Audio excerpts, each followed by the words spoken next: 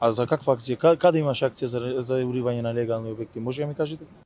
Крајно несреќна е изјавата на градоначалникот Пецаков дека на плажите нема дивоградби, ниту дека постоела акција за нивно уривање, велат активистите од Охрид СОС.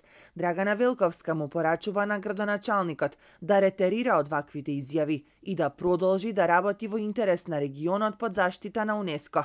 Да се каже дека не се дивоградби, цврсти градби со бетон, со прозорци, кои се изградени во 50 метри заштитен појас, е навистина лудо и едноставно е неумесно да го изговори оној кој наводно треба да биде најголем заштитник на тој град. Ние не можеме да се вратиме сега 6 или 7 години наназад во минатото и да почнеме од почеток, само затоа што некој сака да удоволи на нечии бизнес интереси кои можеби ја финансирале неговата партија во предизборието, но тоа не ни интересира.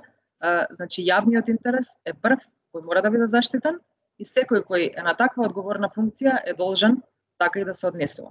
Од Министерството за транспорт и врски потврдуваат дека во изработка е нов урбанистички план за крайбрежјето, но истиот ќе биде исклучиво во склоп со препораките на УНЕСКО.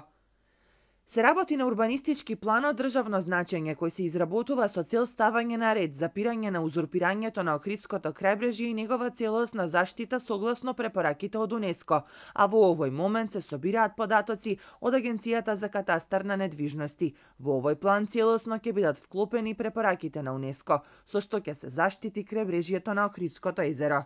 Инаку Пецаков најави дека издавањето на плажите ќе се одвива преку јавно надавање, а идните концесионери ќе бидат обврзани да користат природни материјали кои не прават штета врз животната средина. Според најавите на половина ќе има објекти, шанкови, лежалки и други реквизити, а останатите 50% од просторот ќе биде слободен за граѓаните.